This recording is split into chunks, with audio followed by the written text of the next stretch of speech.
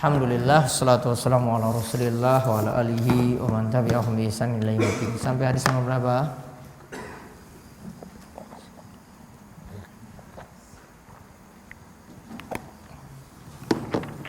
Hadis berapa Pak Slamet? Kitab larangan.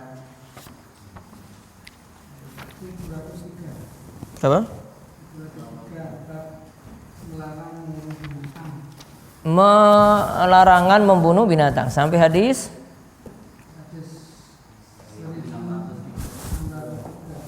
1603. Sekarang 1604. Sekarang 1603. Baik. Kita lihat hadis 1603 dari Abu Ali Suwaid bin Muqarrin radhiyallahu anhu. Lihat judulnya, lihat judul babnya. Bab larangan menyiksa hamba sahaya, binatang, istri dan anak tanpa sebab yang syar'i atau melebihi ukuran untuk mendidik. Kemarin kita sebutkan yang terakhir itu tentang larangan menyiksa hewan, yaitu tusbarul bahaim, dilarang, Rasulullah SAW dilarang untuk mengurung binatang. Kemudian juga pada hadis Ibnu Umar itu ada sahabat-sahabat, anak-anak atau bocah-bocah ketika itu main anak panah, kemudian yang dijadikan sasaran itu adalah hewan. Jadi hewannya digantung. Yang bocah-bocah itu sudah siap nih, siap tembakan. Ayo tembak gitu. Ini digantung, ini ditembak, dijadikan sasaran. Tak, seperti kalau anak saat ini apa mungkin burung ya. Burung digantung mungkin kemudian dijadikan sasaran tembak, atau kucing mungkin. Kucing itu digantung kemudian dijadikan sasaran tembak, nggak boleh. Nah, sekarang kita lihat hadis dari Abu Ali Suwaid bin Muqarrin radhiyallahu anhu, ia berkata, Ra'aituni sabi'a sab'atin min bani Muqarrin malana khadimun illa wahidatun natamaha asgharuna fa'amarona Rasulullah sallallahu an nu'tiqaha. Saya telah melihat diriku sebagai yang ketujuh dari 7 bersaudara dari Bani Muqarrin. Kami hanya memiliki seorang pelayan atau memiliki seorang hamba sahaya. Pada suatu ketika saudara kami yang paling kecil menamparnya. Menampar apa berarti tadi? Menampar pelayannya, menampar pembantunya, atau menampar budaknya. Maka Rasulullah SAW untuk mengatasi hal ini, untuk masalah ini selesai, beliau perintahkan untuk memerdekakan budak atau hamba sahaya yang ditampar tadi. Sekarang faedah yang bisa kita ambil dari hadis ini. Anaknya tadi ada berapa? 7, dan dia itu anak yang ke-7. Berarti ada anjuran memiliki banyak anak. Ya, itu betul kan? Ada anjuran memiliki banyak anak. Apa?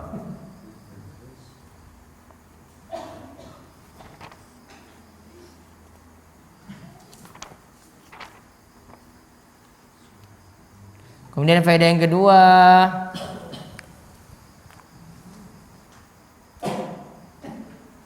boleh memiliki budak dan pelayan atau pembantu.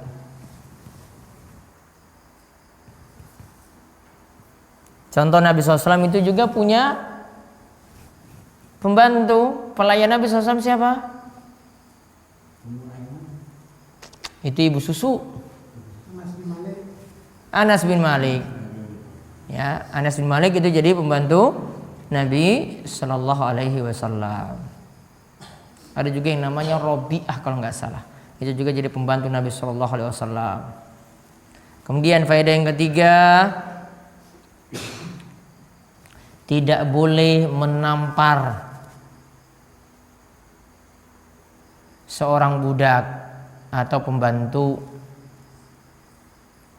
Budak tidak boleh ditampar, ada pembantu juga di rumah tidak boleh ditampar. Sama juga untuk istri. Kalau dengan yang di bawah dia saja, yang jadi pelayan dia nggak boleh ditampar, apalagi untuk yang bareng-bareng dengan dia terus, istri nggak boleh ditampar, nggak boleh disakiti. Terus kalau nasihatin istri bagaimana? Pelan-pelan. Kenapa harus pelan-pelan? Karena wanita itu seperti tulang rusuk. Tulang rusuk itu lurus apa bengkok? Bengkok. Kalau diluruskan paksa bisa patah. Namun kalau dibiarkan saja ya terus bengkok. Juga Nabi SAW katakan wanita itu seperti gelas-gelas kaca. Ya, kalau dikasari pecah. Ya, maka harus pelan-pelan. Kemudian faedah selanjutnya lagi,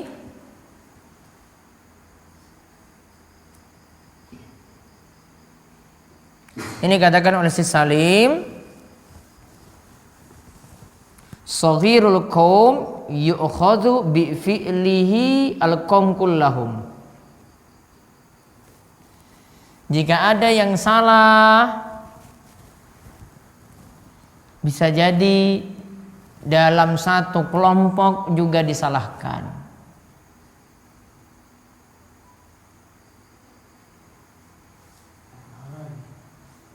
Padahal yang, coba lihat, yang nampar siapa? Ya nampar itu saudaranya yang paling kecil. Namun dianggap semuanya punya salah. Sehingga budaknya yang dia miliki tadi mesti dimerdekakan, mesti dibebaskan. Maka kadang ya mungkin yang buat salah anaknya, orang tua juga bisa disalahkan. Kenapa nggak didik anak dengan baik? Ya, anaknya nakal di sekolah, bisa jadi orang tua salah. Ini kok sampai anak nakal bandel seperti ini? Bisa jadi orang tua yang disalahkan untuk masalah ini. Karena boleh jadi di rumah nggak pernah diurus anak tadi. Nah kemudian dalam riwayat lain tadi disebutkan ini saudara yang ketujuh. Yang paling kecil tadi itu adalah saudara yang ketujuh. Nah sekarang kita lihat hadis yang berikutnya, hadis 1604 dari Ibnu Mas'ud Al-Badri radhiyallahu anhu. Ia mengatakan, kuntu adribu gulaman li bisauti fasami'tu sautan min khalfi. I'lam Abu Mas'ud falam afhami sauta min al-ghadab falamma dana minni idza huwa Rasulullah sallallahu fa idza huwa yaqul i'lam Abu Mas'ud annallaha aqdaru alayka minka ala hadzal gulam faqultu la adribu mamlukan ba'dahu abadan. Dikatakan Abu Mas'ud Al-Badri, aku pernah memukul seorang budak. Budak itu milikku sendiri. Aku pukul dengan cemeti. Cemeti itu apa? Cambuk. Lalu aku mendengar suara dari belakang. Ada yang negur dari belakang, wahai Abu Mas'ud. Namun aku tidak memahami suara siapa itu karena aku sedang marah. Dia sedang marah pada budaknya, makanya tadi dia mukuli budaknya dengan cambuk. Kemudian namun aku tidak memahami maksud suara itu. Ketika suara itu mendekat, ternyata suara tadi adalah dari Rasulullah Sallallahu Alaihi Wasallam. Maka beliau bersabda, wahai Abu Mas'ud, sesungguhnya Allah lebih berkuasa terhadap dirimu daripada engkau terhadap budak ini. Artinya kamu nggak boleh nyambuk dia seperti itu. Kemudian aku berkata, aku tidak pernah lagi setelah dapat nasihat dari Rasulullah SAW tadi, aku tidak pernah memukul budak tadi selamanya. Dalam riwayat disebutkan, maka cemeti itu pun jatuh dari tanganku karena kewibaan beliau. Karena saking wibawanya Nabi SAW ketika ditegur tadi, wahai Abu Mas'ud, dan dia tahu itu Rasulullah SAW, maka cemetinya itu jatuh. Karena apa? Lihat yang negur tadi Rasulullah Sallallahu Alaihi Wasallam. Dalam riwayat lain juga disebutkan, aku berkata, wahai Rasulullah, dia merdeka karena Allah Ta'ala. Maka beliau bersabda, seandainya engkau tidak memerdekakannya, pasti engkau akan disentuh api neraka. Hadis ini diriwayatkan oleh Imam Muslim dengan beberapa periwayat ini. Maka kesimpulan yang bisa kita ambil dari hadis 1604 ini, yang pertama, orang muslim diperintahkan untuk memerdekakan budak atau membebaskan budak.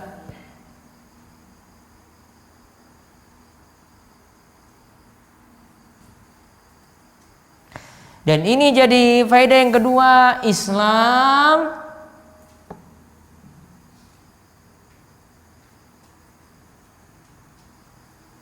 mengajarkan untuk membebaskan budak.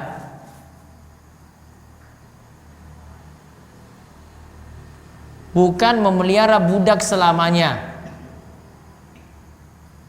Jadi kalau ada istilah perbudakan, Islam itu malah yang mendorong, memotivasi supaya budak tadi dimerdekakan. Bukan jadi budak terus, enggak. Islam itu enggak suka perbudakan di sini. Yang ketiga, dalam hadis ini terdapat anjuran untuk menahan marah dan memaafkan. Terdapat anjuran untuk menahan marah dan memaafkan. Mana yang lebih berat?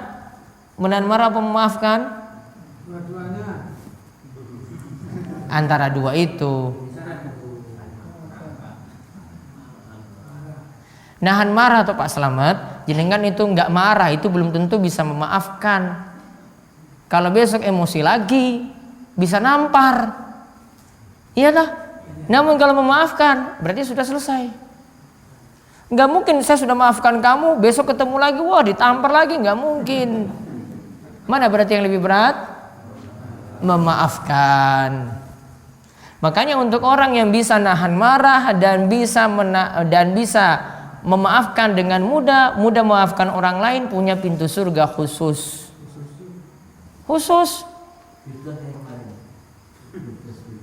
Yaitu apa surga? Pintu surganya bukan nama surganya loh, pintu surganya. Yaitu pintunya namanya Al-Bab, Babul Kasmil Ghaizi wal Afina Anin Nas. Menahan marah dan mudah memaafkan. Al-Kaziminal Ghaidha wal Afina Anin Nas. Itu diantara pintu surga dari 8 pintu surga yang ada. Khusus bagi apa tadi berarti? Yang mudah nahan marah dan mudah memaafkan. Ini ada anjuran tadi dari Abu Mas'ud di sini. Nahan marah disuruh Rasulullah SAW. Kalau kamu tidak memerdekakan dia, berarti tadi kan dia marah. Harusnya nggak marah. Kemudian yang kedua di sini, maafkan kalau itu dia salah ya maafkan. Sama juga dengan istri di rumah demikian, sama juga dengan tetangga juga demikian. Nahan emosi. Berpahala nggak nahan emosi? Nahan loh, guru nahan ini loh. Berpahala. Apalagi sampai maafkan, sudahlah saya dan kamu 0-0. Selesai. Nggak boleh ungkit-ungkit lagi ya. Nah itu. Dia ngomong istrinya kayak gitu kalau punya masalah, dia ngomong tangganya kayak gitu, dia ngomong teman kantor seperti itu. Ya. Ini lebih berat. Dan kalau orang sudah tidak ada dendam lagi, wah itu luar biasa. Kan Abdullah bin Amr bin Al-As itu pernah ingin tahu, ada seorang sahabat yang Nabi SAW katakan padanya 2 kali, laki-laki itu loh nanti masuk surga. Keluar lagi dia, sahabat Ansor ini keluar lagi, itu loh lihat laki-laki itu masuk surga. Maka Abdullah di sini ingin cari tahu amalan apa yang istimewa darinya. Kemudian akhirnya dia berinisiatif, saya mau nginap di rumahmu 3 hari. Di rumah orang tadi yang dibilang akan masuk surga. Tanpa dia beritahu alasannya, mau lihat amalannya enggak. Dia pokoknya mau nginap situ, dia katakan ada masalah lah di rumah. Lalu ketika itu dia telusuri, terus lihat, wah orang ini kok enggak ada amalan istimewa. Amalannya itu biasa saja. Akhirnya sudah dia nginap di situ, dia berinisiatif, sudahlah saya pulang saja, saya enggak temukan apa-apa yang istimewa dari amalanmu, biasa saja.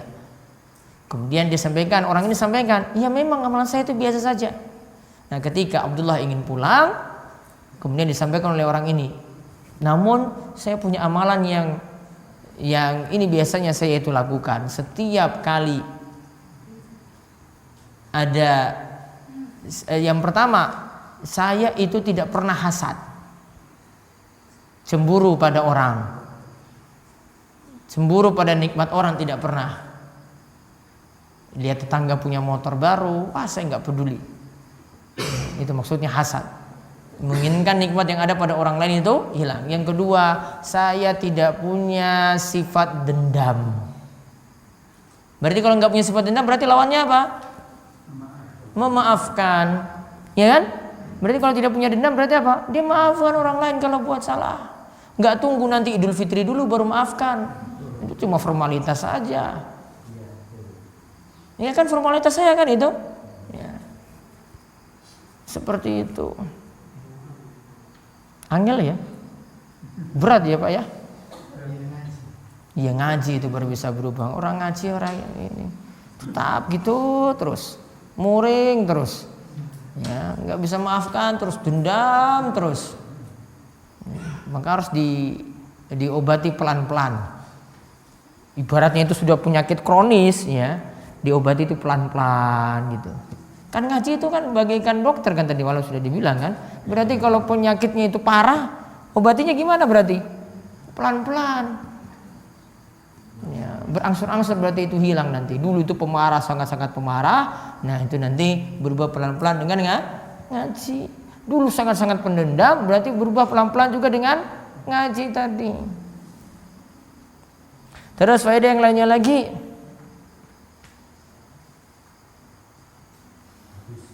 hadis ini menunjukkan ada amar ma'ruf nahi mungkar.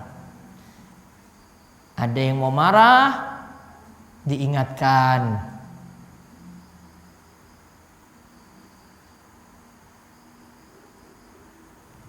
Coba lihat tadi sahabat ini ketika diingatkan langsung gimana, apa yang terjadi pada dirinya? Terima enggak? Terima atau tidak nasihatnya? Terima. Maka faedah yang berikutnya, sifat para sahabat mudah menerima nasihat dan mengamalkannya. Mudah nerima. Langsung detik itu juga dia katakan, wahai Rasulullah, saya kalau gitu bebaskan budakku ini. Iya dah? Dia bebaskan nggak tadi? Nunggu nggak 1 minggu, 1 bulan, 1 tahun nggak? Enggak, akan langsung. Berarti itu yang jadi perintah dia di sini. Ya dia jalankan. Nggak ngil-ngilan dulu. Wah, kok bisa disuruh bebaskan? Kok bisa? Nah, banyak protes dulu. Baru 1 tahun baru sadar. Enggak, langsung. Berarti sifat hati sahabat itu masih bersih. Enggak disebutkan di sini. Wah, itu masalah lain Pak, langsung dinikahi Pak. Ini suruh bebaskan kok, lanang berarti Pak. Ini apa mau? Adribu gulaman. Gulaman itu berarti budak laki-laki. Guru mikir wedok terus. Apa budak Rasulullah SAW yang perempuan ada nggak?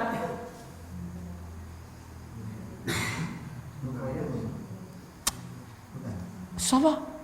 Ruqayyah putri. Siapa budaknya? Maria Al-Qibtiyah. Maria Al-Qibtiyah saking Mesir, yang punya putra dari Nabi namanya Ibrahim, yang meninggal ketika terjadi gerhana. Apalagi Royhana binti Zaid, itu budak juga yang diketahui namanya 2 itu. Kalau istri Nabi SAW ada berapa? 11. Ketika beliau meninggal dunia, meninggalkan 9 istri. Berarti 2 istri meninggal sebelum Nabi SAW itu meninggal dunia. Siapa yang meninggal ketika beliau hidup? Khadijah binti Khuwailid. Terus Zainab binti Jahash. Hafsah masih 6. Hafsah itu hampir sama dengan Aisyah. Namun Hafsah itu menjanda. Menjanda di usia 18 tahun karena suaminya meninggal saat perang. Hafsah, jadi Hafsah dengan Aisyah itu sama-sama kecil. Masih kecil. Hafsah dengan Aisyah. Gitu loh. Sampai mana tadi? Sifat para sahabat mudah menerima nasihat. Hati itu punya sifat kalau murni, hati itu masih murni, hati itu masih bersih, maka nasihat itu mudah masuk. Karena yang namanya nasihat itu nur, cahaya. Ilmu itu nur atau cahaya. Kalau tempat masuknya itu bersih, itu mudah untuk nampung. Makanya di surat An-Nur itu dijelaskan nurun ala nur. Nur, cahaya di atas cahaya. Apa maksudnya cahaya di atas cahaya? Di situ Allah itu sebutkan tentang ada lampu yang di dalamnya itu ada cahaya, ada misalnya tabung yang di situ ada cahaya. Di situ minyaknya adalah minyak zaitun dan zaitunnya itu masih murni, belum pernah disentuh oleh apa-apa. Zaitunnya sendiri itu Allah katakan saking murninya zaitun ini juga bisa membawa cahaya. Padahal di lampu itu ada lentera, itu ada cahaya juga. Makanya dikatakan nur ala nur. Itu kalau diibaratkan dengan ilmu, kalau orang punya hati yang bersih, ilmu itu cepat masuk. Ya, ilmu itu cepat masuk. Maka pada anak-anak itu ilmu yang cepat masuk dibandingkan dengan yang dewasa. Karena hatinya sudah mulai kotor, sudah hitam kelam. Ya, sama seperti kalau asap itu kena terus, itu lama-lama jadi kotor, jadi hitam. Nah, sifat hati sahabat seperti itu berarti. Kemudian faedah yang terakhir, belum terakhir. Faedah yang berikutnya, dilarang memukul dengan cambuk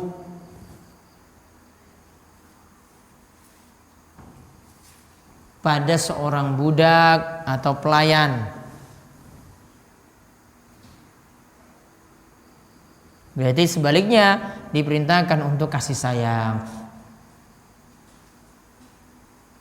Diperintahkan untuk berkasih sayang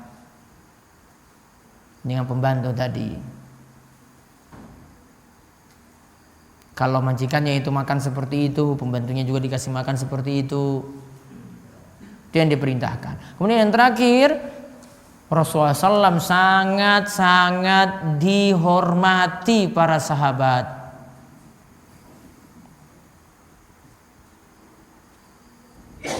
Karena saking berwibawanya beliau.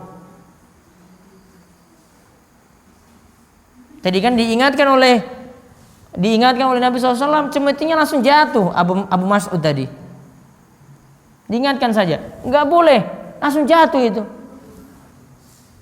Saking hormati Nabi, dia tahu itu salah, ya cemetinya langsung jatuh ketika itu.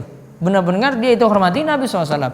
Ini untuk penghormatan pada Nabi, mereka seperti itu. Ini penghormatan juga kepada hadis Nabi SAW, mereka juga seperti itu. Sangat menghormati hadis Nabi SAW. Ketika ada seorang sahabat, anaknya itu ngeyelan di sini, anaknya itu diingatkan, saya kan sudah beritahu kepadamu bahwasanya Nabi SAW itu tidak melarang wanita itu pergi ke masjid untuk sholat. Dia melarang istrinya pergi ke masjid. Saya sudah sampaikan hadis Nabi SAW tadi. Ketika itu anaknya langsung diingatkan, tadi kan sudah disampaikan hadis, kok kamu malah mengatakan saya akan larang istri-istri saya untuk pergi ke masjid. Ini pernah Ibnu Umar itu ingatkan anaknya sendiri. Dan ketika itu dia ingatkan keras, ya, pada putranya sendiri karena keliru dalam menyikapi hadis Nabi SAW.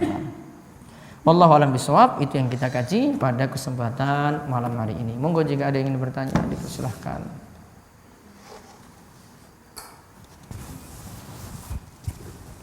Saya mau tanya kembali sedikit karena ada waktu kemarin, tapi yang ini dulu.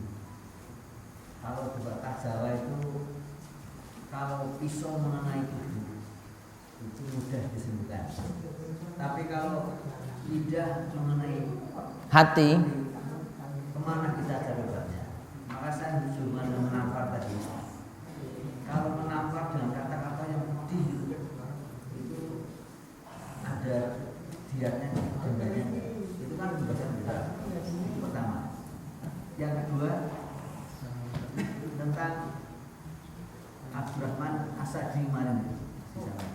Saya nggak jelas bahwa seorang bisa bersama Nabi masuk surga, tidak mungkin surganya sama, kan gitu. Tapi di surah Al-Waqiah kan bisa cuma golongan awal itu banyak yang golongan akhir sedikit. Tapi kan derajatnya nggak sama tuh Pak Nasir. Yang penting kan sama-sama masuk surga. Itu sudah dikatakan sama. Saya sama Pak Nasir pergi misalnya ini ada orang pergi nonton bola di lapangan, sama-sama nonton bola kan, masuk lapangan nggak sama-sama? Masuk. Yang satu kelas VIP, yang satu kelas ekonomi, sama nggak? Cuma pertanyaan saya itu tidak sama itu bukan sama sekali tidak. Mungkin golongan dulu banyak yang selevel dengan Nabi. Iya, golongan dulu ada yang, iya. Tidak mungkin kecil. Belum tentu juga, ada juga yang nanti bisa selevel dengan Nabi. Makanya saya tadi itu yang saya. Namun kan ada yang tidak sama, tapi sama-sama masuk surga. Tapi tidak sama tingkatannya. Belum tentu sama tingkatan. Sudah sama-sama masuk surga pun sudah dikatakan sama, bersama Nabi. Sudah dikatakan bersama Nabi. Bersama Nabi. Asal sudah masuk ya. Taib. Yang kedua tadi apa? Yang pertama tadi menampar. Dengan kata-kata lebih pedih, mencari. Cara mengobatinya bagaimana? Sabar. Hukumannya lu pakai jadi kan nampar dengan tangan. Oh, nampar dengan tangan di pipi itu bebaskan. Kalau sekarang nampar dengan hati. Iya, dengan mulut. Dengan mulut, dengan kata-kata. Itu yang Sudah keluar kan kata-katanya berarti kan? sudah belum selesai Ustaz. Terus Sekarang kan sudah ada di Indonesia undang-undangnya. Pertanyaan saya, imbang nggak? Sekarang ada istilahnya itu bukan saya loh ya. Ada ikatan suami takut istri. Ya. Jadi boleh jadi istri yang nampar suami loh, tapi saya enggak, cuma hanya istri yang tampar suami. Iya. Laki-lakinya nggak punya harga diri itu kayak gitu. Aku bati saya mah itu dengan di mana tuh? Sehingga harus diceraikan. Itu maka gimana tuh terjadi loh sekarang? Karena mungkin suaminya itu ya cuma orang gunung atau orang pendidikannya rendah mungkin. Dan istrinya tuh mungkin dosen atau apa mungkin apa. Ada diatnya nggak? Dendanya nggak? Tidak ada. Seorang wanita berani. Kalau tadi kan yang pertama tadi dengan kata-kata. Untuk kafarohnya apa? Nggak ada. Nggak ada. Mau apa lagi coba? Sakit ya dia yang. Ya memang sakit kalau orang-orang nyerang dengan omongan gitu. Ya sakit ya Pak. Nampar dengan omongan ya sakit. Saya itu aku nggak pernah marah Ustaz. Sampai saya diberi nama di sekolah itu Nasir Tamara. Artinya Nasir tak pernah marah. Namanya Nasir Tamara. Iya betul. Karena sampai saya nggak pernah ngomong. Tapi saya sering diam dengan dia itu. Karena nggak pernah membalas kata-kata padu nggak pernah. Cuma diam. Iya. Berarti latih untuk menghilangkan dendam. Iya, mendapat. Nah ini juga terlanjur pernah dendam. Gimana kalau seperti tadi? Seperti Abdullah bin Amr bin Al-As. Nas itu sudah terlanjur dendam, bisa nggak seperti ini? Tadi ceritanya itu, namun orang lain yang punya pemuda Ansor tadi ya. Sejak kecil nggak pernah dendam. Kalau orang yang sudah pernah melaksanakan dendam, Ya sudah, minta maaf. iya, tapi ini bisa nggak seperti ini? Bisa saja. Dendam itu dibalas dengan buat baik. Pak Nasir dendam pada seseorang, kasih dia hadiah lah biar dendam itu jadi berkurang. Malah dikasih hadiah, lawan. Besok beri hadiah, kasih pulsa kek, kasih roti kek, kasih apa gitu. Iya. Kalau dendam sama Pak Selamat, kasih hadiah untuk Pak Selamat.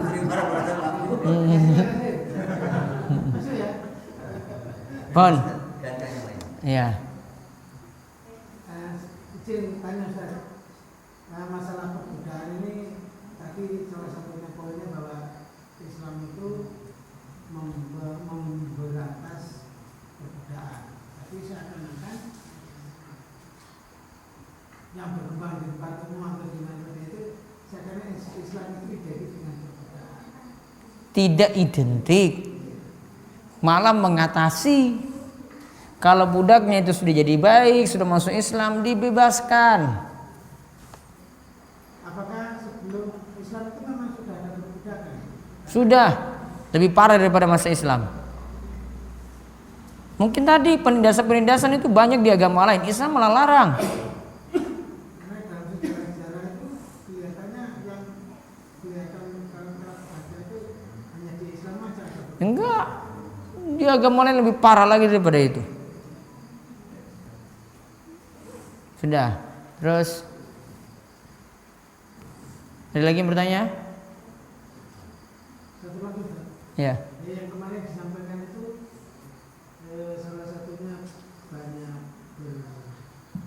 bersujud, itu terutama sholat-sholat sunnah, itu bisa menaikkan satu derajat dan menghapus satu dosa. Apa semua dosa itu? Termasuk riba ya? Dengan sholat sunnah tadi bisa menghapus dosa. Apakah dosa riba juga bisa terhapus? Enggak. Dosa selingkuh bisa terhapus? Enggak. Habis selingkuh langsung sujud, banyak sujud gitu, banyak sholat sunnah. Wah, nggak mungkin Pak.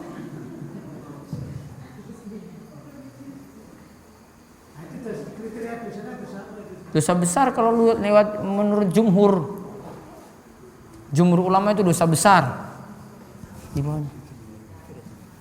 Dosa besar yang dihapus Pak. Ada pembahasan Ibnu Rajab Al-Hambali dalam kitabnya Jami'ul Ulum wal Hikam hadis ke-18 dijelaskan panjang lebar di situ. Karena kalau di hadis yang lain dikatakan dari sholat 5 waktu ke 5 waktu berikutnya dari Iya, dengan catatan apa? Menjauhi dosa besar. atas dosa kecil tapi tidak dosa besar. Iya. Itu menurut jumhur, namun sebagian ulama seperti Ibnu Taimiyah masih ada kemungkinan dosa besar juga dimaafkan. Gitu. Pon? Sudah ya? Nggak ada lagi ya? Baik. Tidak ada lagi, kita akan lanjutkan pada Selasa pekan pertama berikutnya insyaallah. Demikian kita tutup kalian doa kafaratul majelis. Subhanakallahumma bihamdika asyhadu an la ilaha illa anta astaghfiruka wa atubu ilaik. Assalamualaikum warahmatullahi wabarakatuh.